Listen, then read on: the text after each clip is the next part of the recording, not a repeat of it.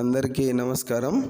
పురాణ శ్రవణం డివోషనల్ ఛానల్ను దయచేసి చూసిన ప్రతి ఒక్కరూ కూడా సబ్స్క్రైబ్ చేయండి.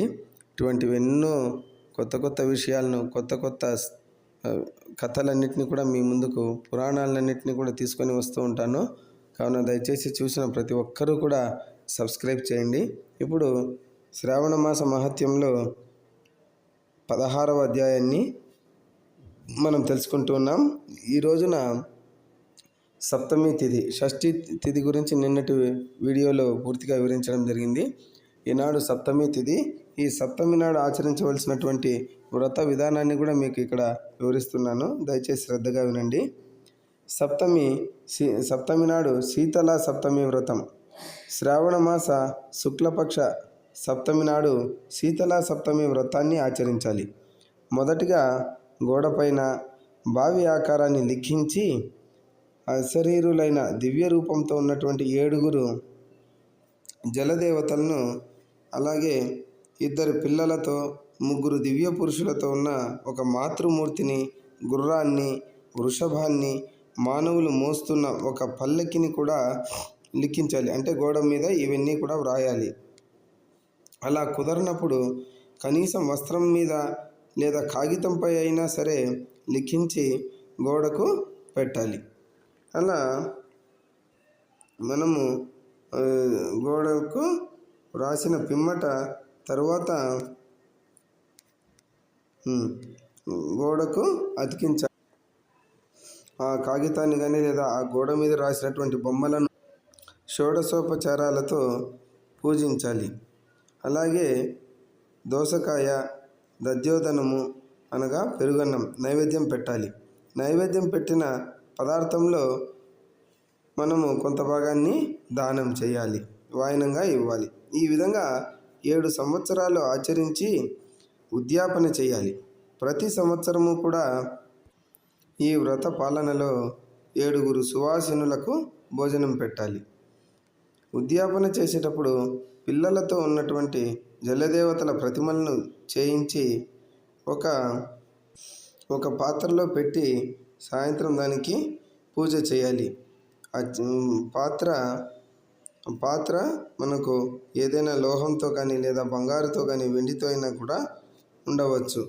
ఈ రకంగా పాత్రలో పెట్టి సాయంత్రం దానికి పూజ చేసిన తర్వాత మరుసటి రోజు ఉదయం గ్రహ హోమం చేసి దేవతల ప్రీతికై చరువుతో కూడా హోమం చేయాలి.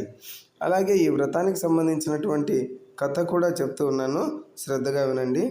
సౌరాష్ట్ర దేశంలో శోభనుడు అనేటువంటి ఒక పేరుగల ధర్మపరాయణుడైన ధనికుడు ఉండేవాడు. అతడు నీటి సదుపాయం లేని ఒక ప్రాంతంలో అత్యధిక ధనాన్ని వెచ్చించి ఒక బావిని తవ్వించాడు. అంతేకాక బాటసారుల కోసము చక్కటి మార్గాన్ని ఏర్పరిచి అందరూ సేద తీరేలా వృక్ష సముదాయాన్ని, ఉద్యానవనాన్ని కూడా ఏర్పరిచాడు. ఇవన్నీ ఏర్పాటయ్యాయి కానీ బావిలో నీరు మాత్రం రాలే. తన వ్యయ ప్రయాసాలన్నీ కూడా వృధా అయ్యాయని ఎంతగానో విచారిస్తూ రాత్రి ఆ బావి వద్దనే నిద్రకు ఉపక్రమించాడు. కలలో జలదేవతలు కనిపించి బావిలో నీరు రావడానికి ఉపాయంగా శోభనుని మనవణ్ణి బలి ఇమ్మని చెప్పారు. శోభనుడు లేవగానే తన కొడుకైన ద్రవిణుని వద్దకు వచ్చి జరిగిందంతా చెప్పాడు. అదంతా ఉన్నటువంటి ద్రవిణుడు తనకు గల శీతలాంశువు, చందాంశువు అనేటువంటి 2 పిల్లలలో పెద్దవాడైనటువంటి శీతాంశువును జలదేవతలకు అర్పించడానికి అంగీకరించాడు. అధిక ప్రజలకు ఉపయోగపడే కార్యానికి తన వంతుగా పెద్ద కొడుకుని ఇవ్వడానికి ఆనందంగా ఒప్పుకున్నాడు. ద్రవిణుని గొప్ప మనసుకు తండ్రి శోభనుడు ఎంతగానో ఆనందించాడు. 3వసారి గర్భిణిగా ఉన్నటువంటి ద్రవిణుని భార్య చిన్నవాడైన చందాంశువుని తీసుకుని పుట్టింటికి వెళ్ళగానే పెద్దవాడైన శీతాంశువుని చక్కగా నూనె పెట్టి స్నానం చేయించి మంచి వస్త్రములు, ఆభరణములతో అలంకరించి బావి వద్దకు తీసుకువెళ్ళి జలదేవతలను ఉద్దేశించి, ఓ జలదేవతలారా, మీరు చెప్పిన విధంగా నా మనవణ్ణి తీసుకొచ్చి మీకు అప్పగించాను. నీటిని ప్రసాదించమని అడుగగా వెంటనే ఆ బావి అంతా మధుర జలాలు ఉబికి వచ్చి నీటితో నిండిపోయింది. పుట్టింటికి వెళ్ళిన ద్రవిణుని భార్య అయిన సుశీల బాలుని ప్రసవించి 2 పిల్లలతో ఇంటికి తిరిగి వస్తూ మార్గమధ్యంలో సకల వస్తువులతో ఉన్నటువంటి బావిని చూసి తన మామగారి ఆశయం నెరవేరిందని ఎంతగానో ఆనందించి ఆ బావిలో పవిత్ర స్నానం ఆచరించింది. అదే రోజు శీతలా సప్తమి అయినందువల్ల అక్కడికక్కడే విధి విధానంగా దధ్యోదనము, దోసకాయ నైవేద్యము పెట్టి విప్రునికి వాయనమిచ్చి సువాసినులతో కలిసి ఆ ప్రసాదాన్ని స్వీకరించింది. అక్కడకు యోజన దూరంలో ఉన్నటువంటి తన గ్రామానికి చేరుకోవడానికి 2 పిల్లలతో కలిసి పల్లకి ఎక్కింది. ఇంతలో అక్కడ ఉన్న జలదేవతలు ఈ సుశీల శీతలా సప్తమి వ్రతాన్ని విధి విధానాలతో ఆచరించింది కాబట్టి మన దగ్గర ఉన్న తన మొదటి బిడ్డను తిరిగి పంపించేద్దాము అని వారిలో వారు నిశ్చయించుకొని తమ వద్దనున్న సీతాంశువుని తిరిగి పంపించేశారు. సీతాంశువు అమ్మ అని పిలుస్తూ పల్లకి వెంట రావడం చూసిన సుశీల ఆశ్చర్యంతో హత్తుకుని తనతో పాటుగా ఇంటికి తీసుకువెళ్తూ, సీతాంశువు ఇక్కడికి ఎలా వచ్చాడు? ఒకవేళ దొంగలు తీసుకుని వచ్చి ఉంటే వంటి మీద ఇంత విలువైన ఆభరణాలు ఉంచేవారు కాదు. పిశాచాలు మొదలైనవి తీసుకుని వచ్చి ఉంటే ప్రాణాలతో ఉంచేవి కాదు.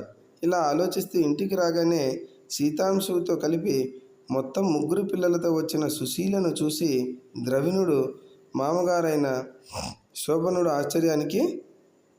ఆనందానికి లోనై సుశీలను మహాత్మురాలివి, మహాపతివ్రతవు, ఏ వ్రతాదులు ఆచరించావో కానీ 2 నెలల ముందు చనిపోయిన పిల్లవాడు మరలా నీతో కలిసి వచ్చాడు అని మెచ్చుకొని ఆనందంగా జీవితాన్ని గడిపారు.